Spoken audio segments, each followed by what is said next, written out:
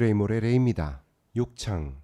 조금만 피부에 이상이 생겨도 욕창이 아닐까 걱정도 되고 어떻게 대비를 하고 예방해야 되는지 궁금하시죠? 먼저 욕창에 대해서 간단히 살펴볼까요? 잘 아시겠지만 욕창은 장시간 누워 계신 환자분들에게 자주 발생합니다. 나이가 많아지면서 피부와 지방층 두께가 얇아지는데 뼈가 튀어나온 엉덩이, 넓적다리, 무릎, 발꿈치, 정강이 등 특정 신체 부위가 지속적으로 눌리거나 마찰이 가해지면 피가 잘 안 통해서 피부 세포가 죽는 질환을 욕창이라고 합니다. 그럼 문제가 되는 것이 어느 정도 압력이냐? 똑바로 누워 계실 때 뒤통수에 가해지는 압력이 40mmHg 정도 된다고 합니다. 앉아 있을 때 엉덩이가 받는 압력이 80mmHg 정도로 측정된다고 하고요.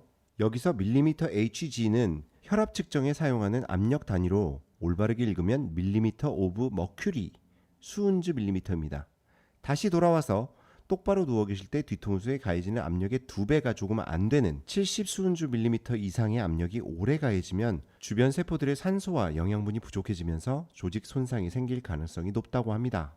욕창은 한번 시작되면 급속도로 진행되는 경우가 많습니다. 조그만 상처도 금방 악화되는 건데요. 사실 더 무서운 건 욕창으로 인한 합병증입니다. 폐혈증으로 이어질 경우엔 사망률이 60%에 가깝다고 합니다. 욕창에 대해서 검색해 보시면 궤양이라는 단어가 많이 등장하는데요. 위궤양을 제외하고 피부에 무슨 궤양이라고 생각하실 텐데 피부가 물러져서 없어지거나 함몰되는 상처다 이렇게 보시면 됩니다. 욕창의 단계는 우리나라에서도 미국 NPUAP 국립욕창자문위원회에서 제시한 6개 분류를 따릅니다.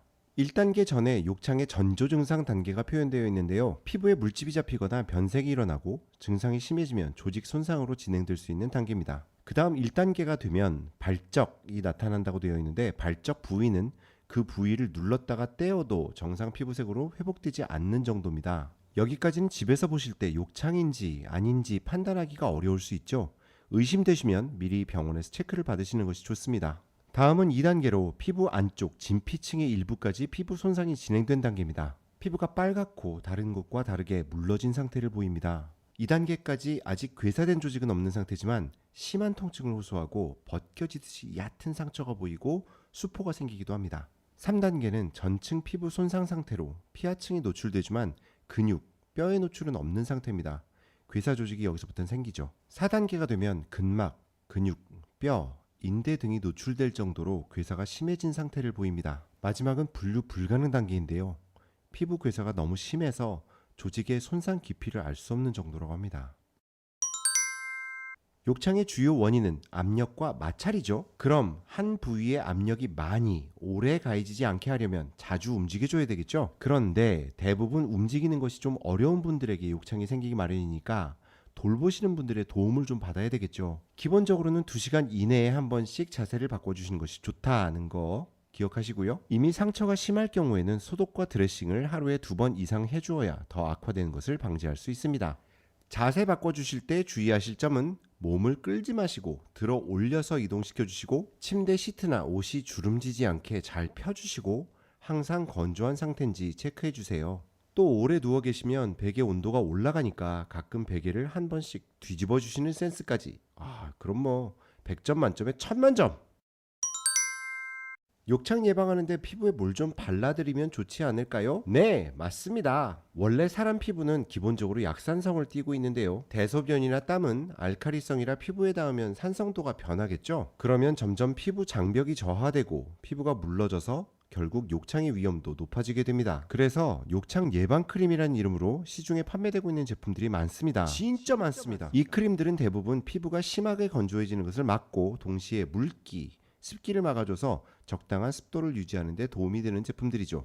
또 마찰을 줄여주기 때문에 욕창 예방에 도움이 되는데요. 여기서 기억하셔야 될 부분은 이 크림들은 예방 크림이라는 점입니다. 이미 욕창이 발생한 환부에 직접 바르는 것이 아니라 욕창이 생기기 쉬운 부위에 예방을 위해서 발라주는 거죠. 오케이, 좋아요. 그럼 치료에 도움이 된다고 알려져 있는 크림도 한번 알아봐야죠. 먼저 실마린 1%. 이 연고는 화상용이지만 욕창에도 효과가 있습니다. 큰 통에 들어서 좋기는 한데 처방이 있어야 되고 일일 용량이 10g이라 병원에서 큰 사이즈로 처방받기 힘들다는 점 참고해 주시고요. 다음은 욕창 치료의 필수품이라고 불리는 우리에게 익숙한 새살이 솔솔 마데카솔입니다. 욕창 치료 후에 마데카솔 분말을 솔솔 뿌려주시면 욕창이 개선되는 효과를 볼 수 있습니다. 세 번째 역시 우리에게 익숙한 이름, 메디폼입니다. 그런데 붙이는 메디폼이 아니라 바를 수 있게 액상으로 된 메디폼이에요. 여기서 주의! 상처에 바를 때 상당히 매우 심하게 따가울 수 있어요. 입으로 후 불어주시거나 부채질은 필수고요. 혹시 휴대용 선풍기 있으시면 조금 강하게 틀어주시고 발라주시면 좋습니다. 물론 사용하시기 전에 진단은 의사, 처방은 약사 선생님께 이런 걸 집에서 바르면 도움이 될까요? 라고 물어보시는 게 좋겠죠? 그래도 오늘 욕창 속성 과외가 좀 도움이 되셨을까요? 도움이 되셨다면 알림, 구독, 벌써 하셨군요. 감사합니다. 지금까지 그레이몰의 레이였습니다.